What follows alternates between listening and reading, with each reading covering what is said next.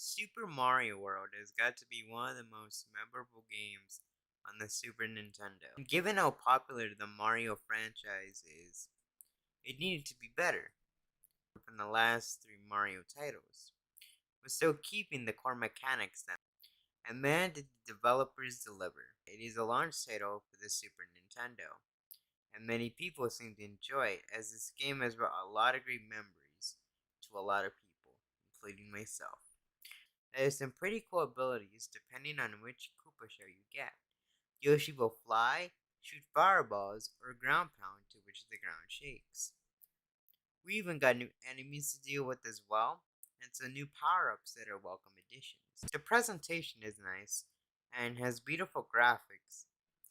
Everything was heavily updated, and I have to say, and honestly, I feel like it gives that charm and personality to make the game more unique. The nostalgia that this game brings into a lot of people's hearts is something no other game can come close to. But one game I think is really memorable is Super Mario 64 DS. And like the title says, it is really impressive for a remake. Honestly, I couldn't say it much more. Based on how the game looks, it is very similar to the N64 version, just a more polished look of the game.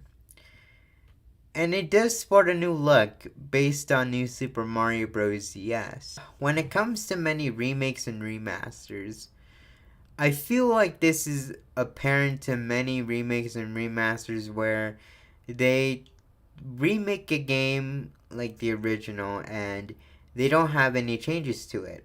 And what I can appreciate from the Super Mario 64 remake is the extra mode that they have called Toad's Rec Room.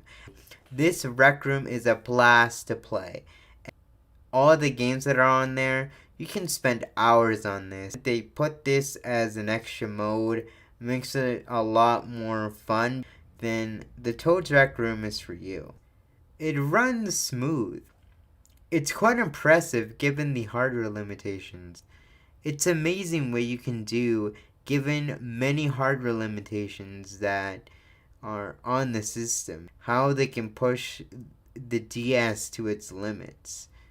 It's quite amazing actually for how they do it. For a remake on the DS, it stands out as one of my go-to games for the system. So was Superstars what we wanted out of the Mario Party series for so long? Let's find out. I gotta say, the gameplay here is great, because the game still is slow when Toadette is moved to another place on the board for the players to get the star. The game moves at normal speed, like it's supposed to be. Even the online is better. With Superstars this time around, it has improved immensely.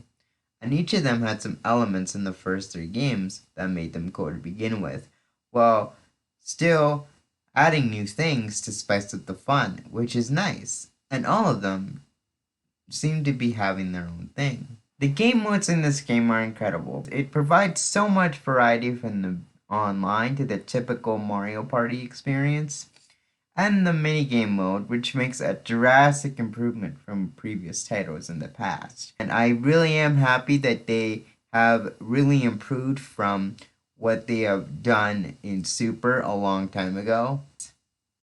The minigames are solid, and the massive amount to choose from is just incredible. It's a lot from each title, but one thing that would make it better if Nintendo added a couple more minigames from Mario Party 8, 9, and 10, which would add more to the huge list due to it being from every title.